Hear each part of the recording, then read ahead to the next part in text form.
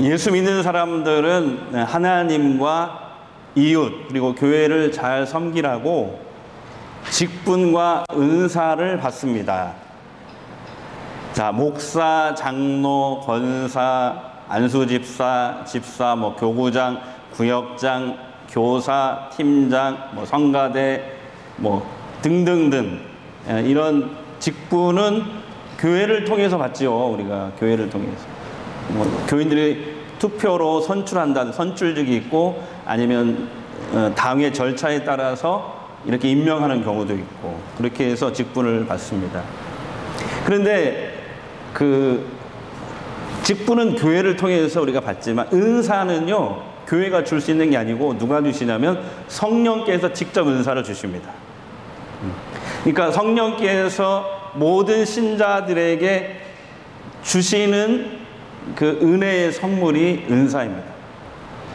그래서 여러분은 지금 자기 직분을 아시죠? 근데 내가 어떤 은사를 가지고 있는지 혹시 아세요?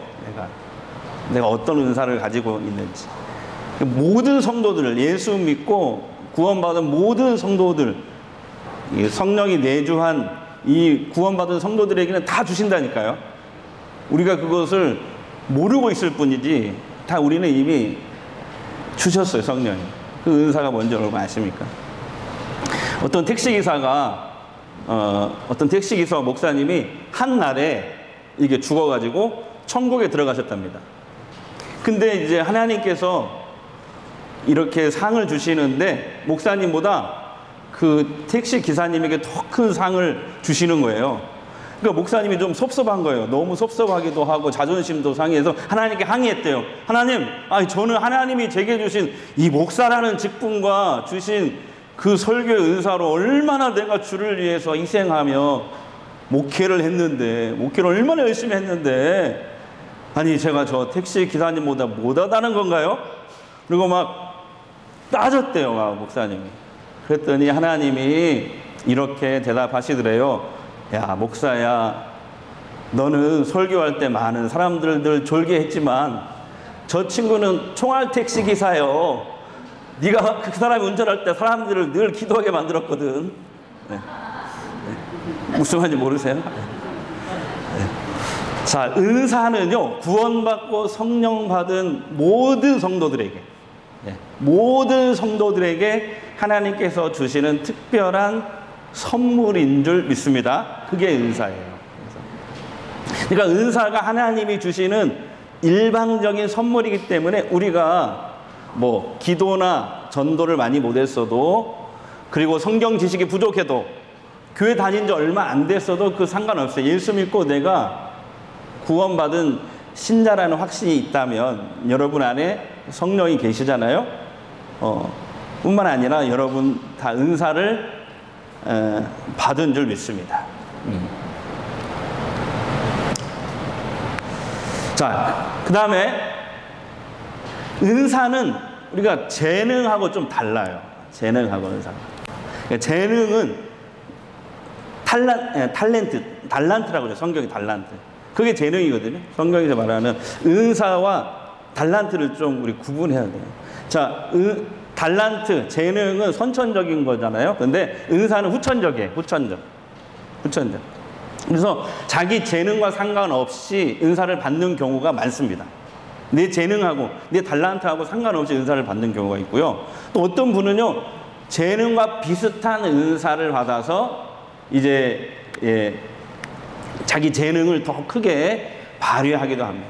자, 오늘 본문에는 이렇게 9가지 은사만 나오는데요. 사실 성경 전체를 보면, 신약 성서 전체를 보면은 은사가 다양한 은사들이 많이 나오거든요. 제가 정리를 하면 이런 것들이죠. 자, 지혜, 다 같이 해요. 지혜, 지식, 믿음, 병고침, 능력, 행함, 예언, 영분별, 방언 통역, 섬김, 구제, 가르침, 위로함, 치리, 긍휼 베품, 사도, 선지자, 목사, 교사, 옆에서 돕는 거. 옆에서 돕는 것도, 잘 돕는 것도 성령의 은사 중에 하나네요. 자, 한국 교회의 은사에 대한 관심이 예나 지금이나 여전히 뜨겁습니다. 뜨거운 만큼 혼란도 많고 문제도 많거든요. 은사에 대해서. 이제 뭐 이런 거죠. 성도들이 눈에 보이는 어떤 신비한 현상이 나타나는 그런 은사들 있잖아요. 이런 은사들, 뭐 방언이라든지 예언이라든지 치유 은사, 신유라고 그래요. 이런 은사 집회는요, 여전히 사람들이 많이 몰려가거든요. 지금도. 예. 뭐 그것이 이단이든지 아니면 정통이든지 상관없이 사람들이 그런 집회 한다고 그러면 막 지금도 인산인해를 이루고 있어요. 자, 또 어떤 분들은요, 그런 분들이 있어요. 교회 안에도 뭐 예언이라든지 환상이라든지 이런 신비한 체험을 좋아하는 이런 성도들이 있어요. 저는 그런 걸 반대하는 것이 아니에요. 저도 성령파다라, 성령파라도. 근데 이제 문제는 뭐냐면 눈에 보이는 그런 신비한 현상, 그런 은사만을 분별 없이, 이게 중요해요. 분별 없이 쫓아가다 보면은 거짓 영에 미혹되거나 그 다음에 이단에 빠지게 되는 경우가 많다는 거죠. 왜냐하면 이단들이 여는 집회에도요, 그런 신비로운 현상들이 많이 나타나거든요. 자, 그것은요, 성령의 역사라기보다는 미혹의 영의 역사인 것이죠. 예수님이 요한계시록을 통해서 예언하셨어요. 경고하셨어요. 뭐라고 했냐면 말세에는 사단과 미혹의 영이 이단들과 적그리스도를 통해서 신비한 능력을 행하게 한다는 거예요.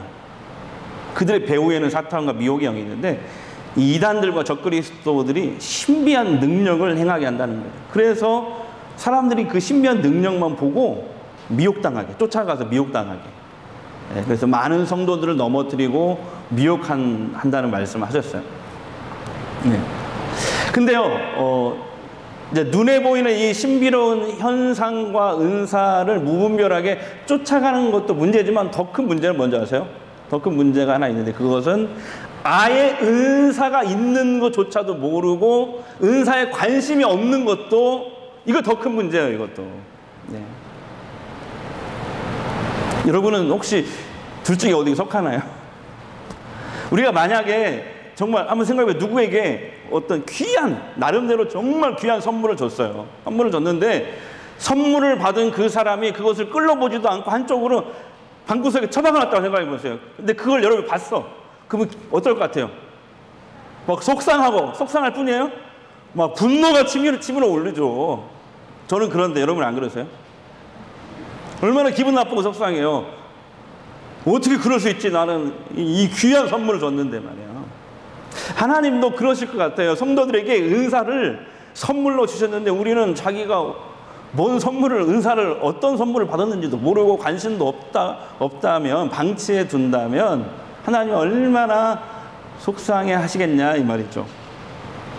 자, 오늘 본문에 나오는 고린도 교회도 우리가 비슷한 이런 은사 문제가 있었어요. 자, 고린도 교회는 어떤 교회냐면 바울이 2차 세계 전도 여행 때 2차 전도 여행은 유럽을 전도한 거잖아요. 자, 고린도라는 이 도시에서 1년 6개월을 머물면서 개척한 교회가 이 고린도 교회입니다. 저도 이 고린도를 가봤어요. 유적을 5년 전에 가봤는데 이 그리스 지역, 유럽에 속해 있는 지역이죠. 바울이 처음에 이 고린도라는 도시를 갔을 때 너무 막막했어요. 왜냐하면 여기 항구 도시거든요. 항구 도시. 저도 항구 도시에서 목회를 많이 했죠. 뭐 군산이라든지 노아라든지 이런 데서 목회를 많이 했죠. 좀 항구 도시가 바람이 많이 불고 또 그 거친 파도와 이렇게 늘 싸워야 되는, 거기서 그런지 몰라도 사람들이 좀 거칠어요.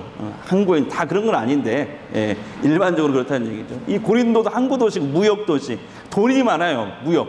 돈은 많은데 사람들이 거칠고 싸움도 잘하고, 그 다음에 여러분 뭐 사랑의 비너스 그거 아세요? 예. 그 비너스의 정확한 이름이 아프로디테 여신이에요. 아프로디테 여신을 숭배하고 있었어요. 그래서 이 도시 한 가운데 저 높은 언덕에 아프로디테 이 비너스 여신상이 있고 거기에 이 신전이 이렇게 세워져 있었습니다. 자, 그것은 뭐냐면은 거기에 여자 사제들이 1000명이나 거기에 상주하고 있는 거예요. 그래서 고린도에 있는 남자들이 그곳에 가서 그 여자 사제와 어떤 육체적인 관계를 맺으면은 그 신과 이 비너스 신과 접촉을 한다고 생각을 했어요. 그러니까 이 고린도라는 도시가 얼마나 성적으로 타락하고 또 이 비너스 신뿐만 아프로디테 신뿐만 아니라 주변에 엄청나게 많은 우상들이 도시를 가득 채우고 있었어요. 그러니까 사도 바울이 처음에 왔을 때 얼마나 이 심란했겠어요. 아니 이런 죄악의 도시, 우상 숭배가 가득한 도시에 내가 복음을 전했을 때 이 사람들이 과연 예수를 믿을까? 이런 막막함이 밀려왔겠죠.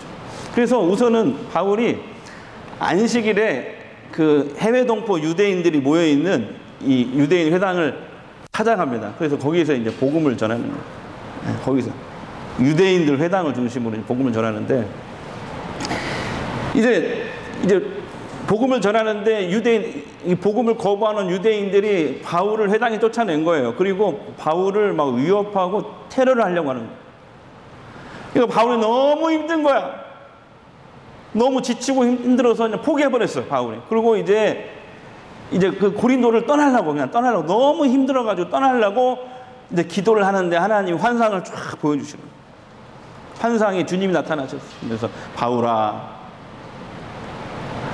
이 도시에 구원받을 사람이 많단다. 이 도시에 구원받을 사람이 많다. 바울의 생각과는 전혀 다르게 주님이 말씀하십니다. 그래서 너 침묵하지 말고 계속 전하여라. 주님이 환상 중에 나타나서 바울에게 얘기를 하는 거예요. 그러니까 이 환상을 보고 바울이 다시 힘을 얻습니다. 그리고 이제 유대인 회당이 아니라 장소를 옮겨서 복음을 전하는데 어디에 가냐면 이제 복음을 전하다가 예수 믿는 이방인들이 생길 거 아니에요. 그러면 이방인들 그 집에서 뭐 50명도 모이고 40명도 모이고 그 집에서 이제 교회가 시작이 되는 것이죠. 그러니까 이 집, 저 집, 구역예배식으로 뭐 1구역, 2구역, 3구역, 4구역 이런 모든 집에서 만들어진 교회, 그리고 이 성도들이 모여서 고린도 교회를 형성한 거예요. 자, 그래서 교회가 막 성장하는 거예요. 예수님 말씀대로 정말 막 교회가 일어나고 있는데, 그런데 거기에 맞춰서 유대인들의 핍박도 심해지는 거예요. 너무 심하다 보니까 이제 떠날 때가 됐구나. 그래서 사도 바울이 이 고린도를 떠나게 됩니다. 그래서 이제 떠나가지고 어디로 가냐면 예루살렘으로 잠시 가서 쉬었다가 다시 3차 전도여행을 가는데 이제 저기 소아시아 터키에 있는 에베소라는 지역에 가서 거기서 이제 4년 동안 목회를 막 하고 있어요. 거기서 이제 교회를 개척하고 막 거기서 이제 일으키고 있죠. 그런데 고린도 교회를 떠난 지 4년이 됐는데 고린도 교회에서 몇 사람이 이렇게 찾아왔어요. 에베소까지, 그 먼 거리를. 유럽에서 아시아로 넘어온 거죠.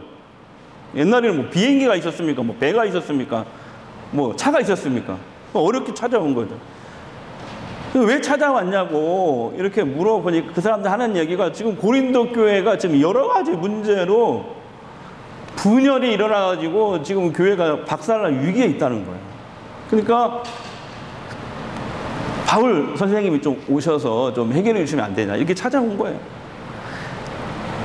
그 여러 가지 문제 중에 하나가 10가지 문제가 있었는데 그 중에 하나가 은사 문제였어요. 은사 문제. 이게 제일 큰 문제였어요. 은사 문제. 바울은 당장이라도 막 달려가고 싶죠. 지금 고린도를 향해 달려가고 싶은데 에베소 교회를 지금 또 개척하고 있잖아. 그러니까 갈 수가 없는 거야. 당장 갈 수가 없어. 그러니까 내가 나중에 하나님이 보내시면 내가 갈 테니까 우선은 내가 편지를 써줄 테니까 이 편지를 가지고 가서 교인들하고 잘 문제를 해결해 보시오. 내가 나중에 꼭 갈 테니까. 그래서 써준 편지가 고린도 전서예요. 여러분이 읽었잖아요. 우리가 그냥 한 부분만 읽었지만 고린도 전서가 그 편지예요. 자, 거기에서 은사 문제가 얼마나 심각했으면요. 그 고린도 전서에서 12장부터 14장까지가 이 은사에 관한 문제의 해법을 이렇게 쭉 기록해 놓은 거예요. 12장부터 14장. 그리고 다 읽을 수 없으니까 그 가장 핵심이 되는 그 부분만 우리가 읽었지만 12장부터 14장까지가 전부 다 은사에 관한 해결책이에요. 이걸 먼저 너희가 이것을 가지고 잘 해결하라고 내가 곧 갈 테니까. 고린도 교회에 어떤 은사 문제가 있었냐면요. 교인들이 그러는 거예요. 아니 은사 중에 말이야 방언이 최고지. 뭐니 해도 방언이 최고야. 아니야, 은사 중에 최고는 예언이야, 예언. 예. 고린도 교회는 이렇게 자기가 받은 신비한 은사를 막 서로 자랑했어요. 자랑이 막 지나쳐가지고 서로 시기하고 질투가 일어나고 막 분열이 일어나는 것이죠. 뭐 방언파, 막 예언파, 아니면 그것도 못 받은 파, 막 해가지고 서로 막 못 받은 파. 바울은 은사 문제를 잘 해결하라고 12장부터 14장까지 쭉 길게 편지를 쓴 거예요. 오늘 집에 가서 한번 읽어보세요. 근데 오늘 우리가 읽은 부분이 핵심이거든요. 자, 핵심은 4절, 7절, 11절이에요. 자, 4절 먼저 볼게요. 자, 시작. 은사는 여러 가지나 성령은 하나. 그러니까 바울은 하나님이 지금 성도들에게 주신 은사는 방언, 예언만 있는 게 아니야. 다양해. 은사 다양해. 그리고 은사는 뭐가 더 중요한 거, 덜 중요한 거 없어. 은사를 주시는 분은 성령, 하나님이 한 분, 그 하나님이 주시는 거니까 중요하고 덜 중요하고 이런 거 없어. 자, 이것을 강조한 거죠. 자, 또 7절 보세요. 7절 시작. 각 사람에게 성령을 나타내심은, 성령이 나타나시면 은사를 얘기하는 거예요. 자, 유익하게 하려 하심이라. 성령께서 은사를 성도들에게 왜 주시느냐? 자랑하고 교만하라고 주시는 게 아니라는 거예요. 자기 유익을 구하라고 주시는 게 아니라는 거예요. 뭐요? 교회의 유익을 위해 사용하라고 성령께서 모든 성도들에게 주신 게 은사라는 거예요. 자기 유익, 자랑하고 교만하라고 주신 게 아니고 교회의 유익을 위해서 사용하라고 주신 게 은사다.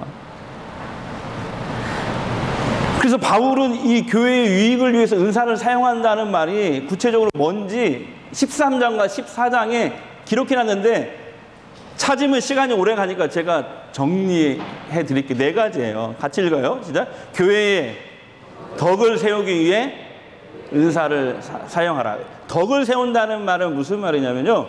연약한 성도를 품고 배려하고 돕는 것을 덕이라고 얘기해요.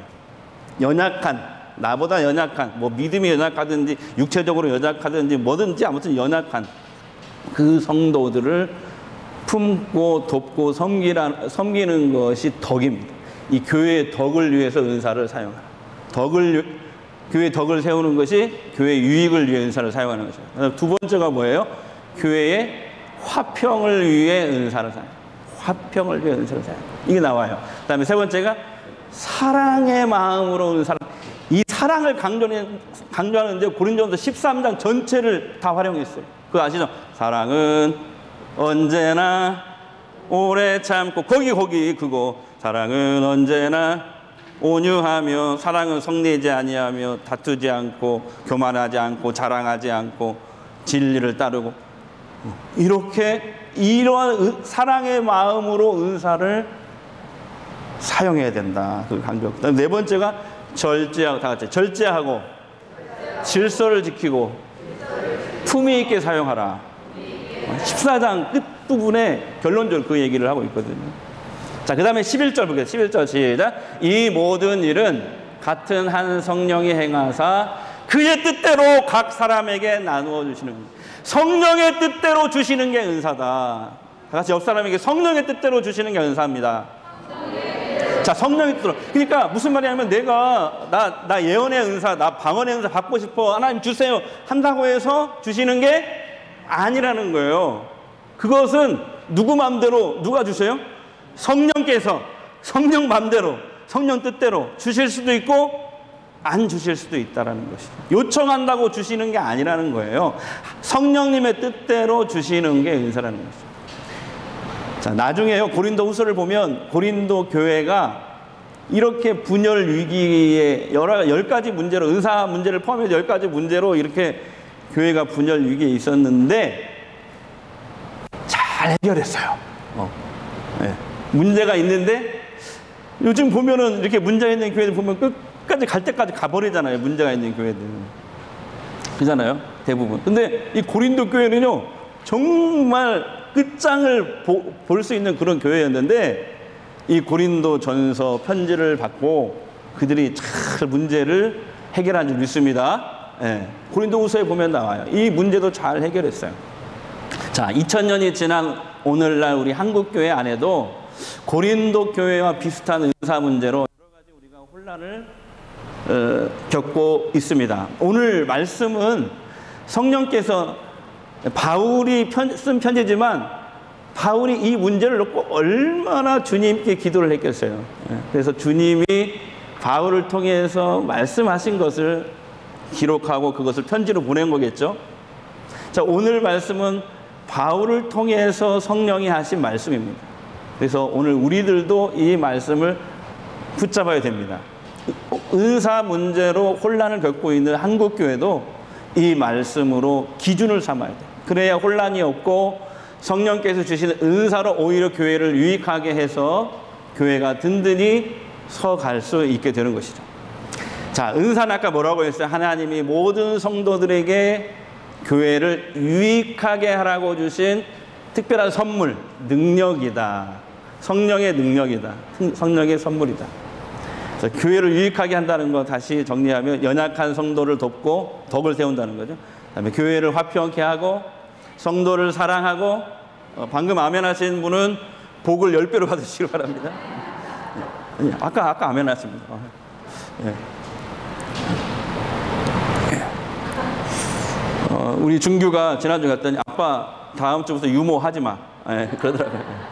그래서 제가 좀 상처를 많이 받았는데 그래도 오늘 그러니까 제가 유모하면 좀 재미없더라도 웃어주시고 이렇게 좀 아멘도 해주시고 그럼 좀 좋을 것 같아요. 그죠? 그렇게 질서 있고 품위 있게 교회를 세워나가는 거예요. 따라서 우리는 하나님이 나에게 주신 은사가 뭔지를 발견하셔야 돼요. 다 주셨으니까. 그리고 그 은사를 이 성경의 원칙을 지켜서 교회 유익을 위해서 은사를 적극 사용하고 활용해야 됩니다.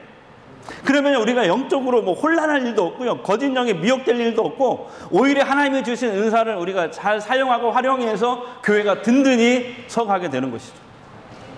자, 따라서 합시다. 성령은 은사로 일하게 하신다. 다시, 성령은 은사로 일하게 하신다. 할렐루야.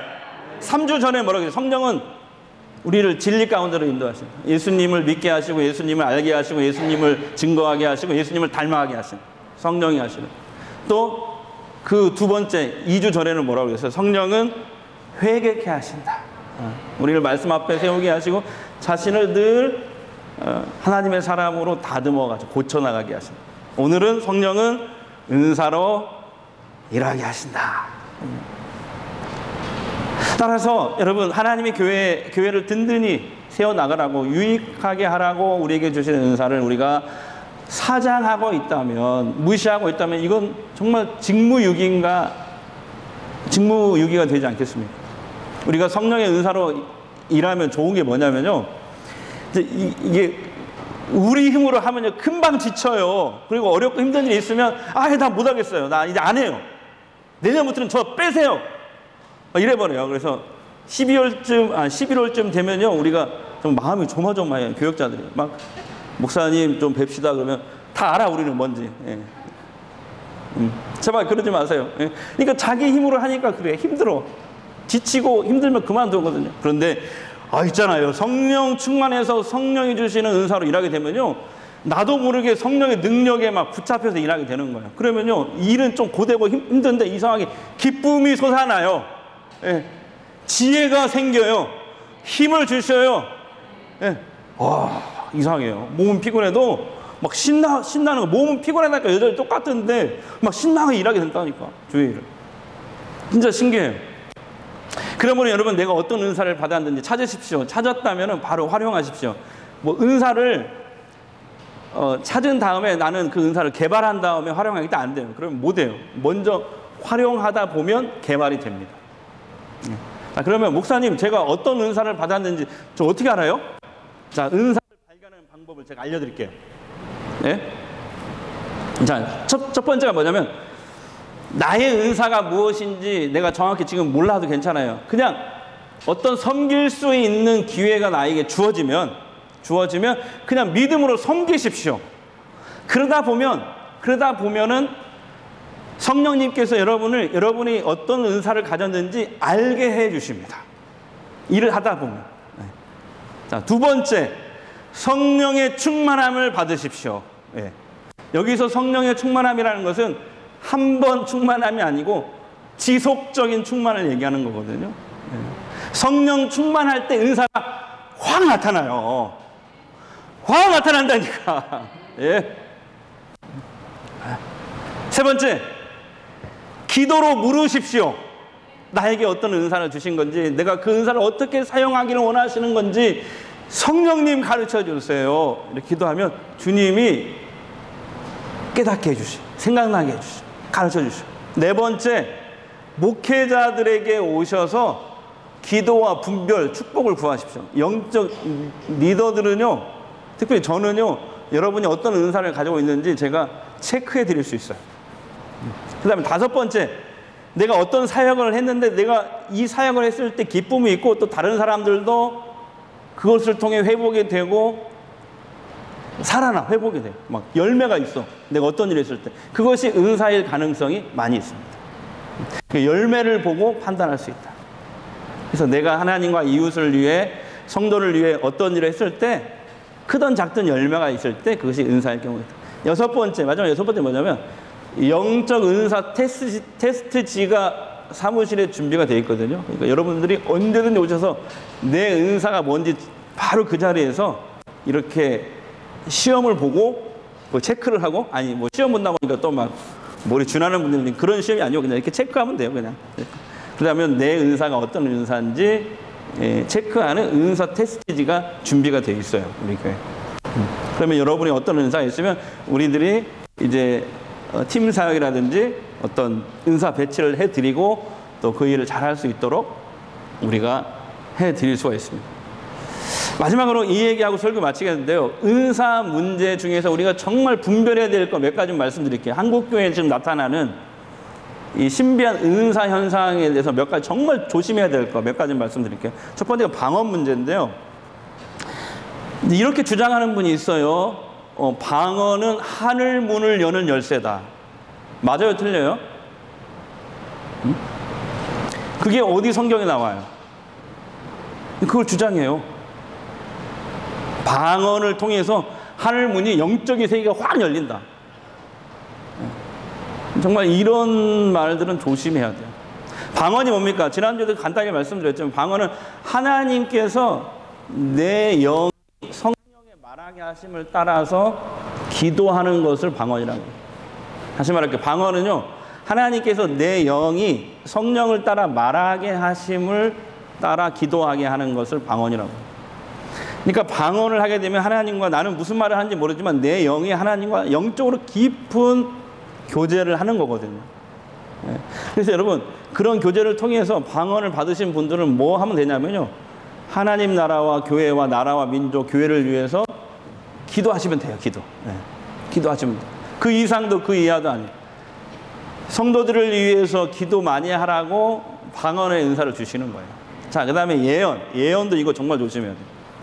자, 초대교회는요, 성경이 완성된 시대가 아니에요. 구약도 구약 시대도 그렇고 신약 시대, 초대교회 성경이 계속 기록돼 가는 그런 시대예요. 그래서 하나님이 구약 시대에는 선지자들을 통해서 말씀하셨고, 초대교회는 예언의 은사를 받은 성도들을 통해서 계시를 주셨어요.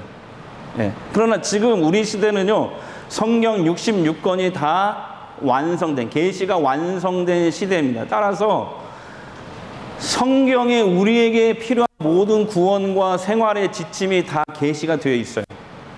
오늘날 우리에게 예언의 은사는 뭐냐면은 바로 개인의 기륭화복을 점쟁이처럼 점치는 것이 예언이 아니고요, 하나님의 말씀을 그 사람에 맞게 적용해주고, 오늘 고린도전서 14장에 나와 있는 것처럼 위로하고, 그 말씀을 가지고, 하나님 말씀을 가지고 위로하고 권면하는, 적용하는, 설교하는 능력이 예언의 은사인 줄 믿습니다. 그래서 여러분 중에서 혹시 하나님이 나에게 직통 계시하셨어, 직통 계시를 주장하는 분들 있잖아요. 이런 분들 전부 다 이단이라고 보시면 틀림없습니다. 하나님이 나에게 이런 계시를 주셨어. 직통 계시. 이거 이단이라고 보시면 돼요. 왜냐하면 주님이 계시록을 완성하시면서 계시록 맨 마지막 부분을 보세요. 사도 요한에게 뭐라고 말씀하셨냐면 이 성경 66권을 지금 마침표를 내가 찍는데 이 말씀 외에 더하거나 빼는 자는 누구든지 저주를 받을 것이다. 이렇게 말씀하셨거든요. 그래서 지금은 계시가 완성된 시대예요. 그냥 여러분이 하루에 성경 3장씩 읽으세요. 하가다 하세요. 주일 말씀을 잘 들으시고 틈나는 대로 기도해 보세요. 하나님이 여러분의 갈 길을 다 가르쳐 주셔요. 인도하지. 그게 제일 빨라요. 해보면 그게 제일 빨리다니까. 여러분, 예언은 점쟁이처럼 개인의 길흉화복을 말하는 게 절대 아니에요. 이 사람들이 왜 그런 데 자꾸 가냐면 안 믿는 사람들은 점쟁이 찾아가잖아요. 믿는 사람들은 뭐 그런 데 갈 수 없으니까 예언의 은사를 받은 사람들 그런 집회에 막 찾아가거든요. 자꾸 미래가 불안하고 궁금해서 자꾸 찾아가거든요. 그게 믿음이 없는 거지. 그러지 마세요. 하나님은 그런 식으로 우리 미래를 말씀해 주지 않으세요. 뭐라고 얘기했어요? 내일 일과 염려는 다 주께 맡겨라. 내일 일을 주께 맡기라. 염려는 주께 맡기라고 그랬어요. 오늘 하루 주님과 동행하는 삶을 살아가기. 우리가 찬양도 그런 찬양 있잖아요. 내일 일은 난 몰라요. 하루하루 살아요.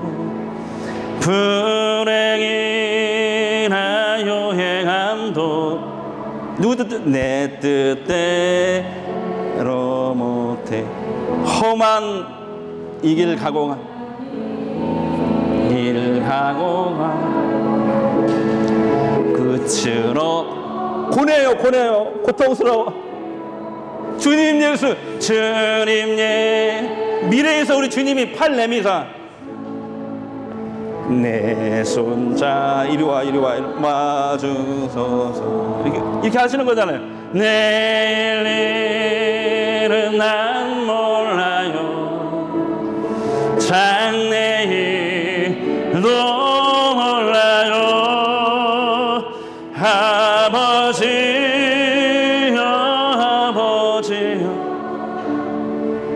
평탄한 길 주옵소서. 여러분 한번 생각해 보세요. 우리가 미래를 안다면 믿음의 삶이 불가능해져요.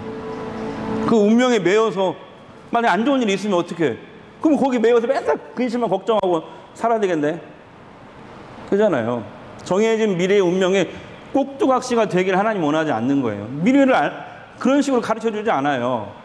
하나님은 오히려 미래를 우리에게 숨기심으로 장래에 하나님이 예배해 주신 그 반전 있잖아요. 반전이 뭔지 알아요? 반전. 도정 비결에서 이 사람은 죽을 사람이야. 근데 하나님이 그냥 살리기도 하시고. 아멘. 그런 반전을, 그 기쁨을 선사해 주시려고 우리에게 미래를 가르쳐 주지 않는 거예요. 하나님이 장래에 예배해 주신 그 풍성한 은혜를 누리는 기쁨을 주시려고, 하나님의 인도하심과 보호하심을 누리게 하시는 거예요. 그러므로 하나님이 알려주시지 않는 미래를 미리 훔쳐보면서 하나님의 뜻하신 모든 유익을 앗아가게 하고 자유를 박탈하고 믿음과 소망의 삶을 파괴하는 거, 이건 마귀들이 하는 짓이에요. 근데 마지막으로 치유에 관한 말씀 드릴게요. 치유 집회에 가지 않더라도요, 치유 집회, 뭐 기도원에 치유 집회 가지 않더라도요, 뭐 좋은 치유 집회 가면 괜찮지만 보면 대부분 좀 문제가 많아요. 그러니까 제가 말씀드릴게요.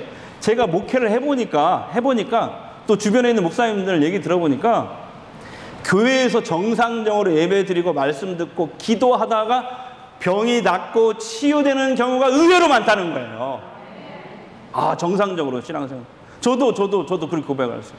예배 드리다가 말씀 듣다가 기도하다가. 귀신병에 시달리는 분들도 마찬가지예요. 성령 하나님은 오늘, 어제나 오늘이나 언제나 어디서나 동일하신 분이기 때문에, 과거나 현재나 미래에도 동일하게 역사하시고 언제나 어디서나 동일하게 치유하시는 분이기 때문에 그렇습니다. 사랑하는 여러분, 하나님께서 우리에게 주신 은사, 하나님 사랑, 이웃 사랑, 교회를 유익하게 하라고 주신 특별한 능력이에요. 이 은사를 발견하십시오. 이번 주 좀 발견하시고요, 이걸 활용하십시오. 그래서 하나님께 영광을 돌리고 교회를 든든하게 세워나가는 저 여러분 됐으면 좋겠습니다. 다 같이요. 성령은 은사로 일하게 하신다. 할렐루야. 은혜가 풍성한 하나님의 이 찬양 부르고 우리 박수 치면서 부르고 잠깐 기도할게요. 은혜가 풍성한 하나님.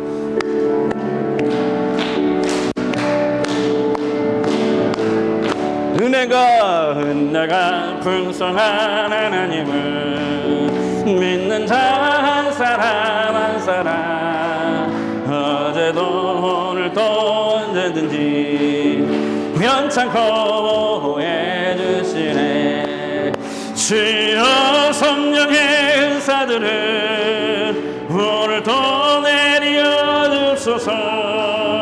성령의 증거는 불길로서 오늘도 충만케 하소서. 정욕과 죄악에 물든 마음은 성령의 불길로 태우사매 정결케 하소서. 태우소서. 깨끗게 하여 주옵소서. 주여 주여 성령의 은사들을 오늘도 내려 주소서. 성령의 뜨거운 물길로서 오늘도 내게 희생의 제물로 돌아가신 어린 양 우리 주 예수여 그 속에 은혜를 내리시사 오늘도 구원해 주시네. 아멘. 주여 성령의 은사들을 오늘도 내려 주소서. 성령의 뜨거운 물길로서 오늘도 충만케 하소서. 기도하겠습니다. 우리 교회가 주신 직분과 은사로 교회를 유익하게 섬길 수 있도록 성령 충만케 하옵소서. 은사를 발견하게 하시고 우리 성도들이 성령께서 주시는 은사로 일하게 하옵소서. 교회를 유익하게 하고 연약한 성도들을 배려하고 섬기고 살려내고 또 도와주고 또 교회를 화평케 하고 사랑이 넘치는 교회로 만들기 위해서 우리에게 주신 은사를 잘 사용하게 하여 주옵소서. 성령은 은사로 일하게 하십니다. 이 말씀 꼭 붙들고 성령 충만하여 하나님이 주시는 은사로 교회를 든든하게 세워나가는 저희들 되게 하옵소서. 예수님의 이름으로 축복하며 기도합니다.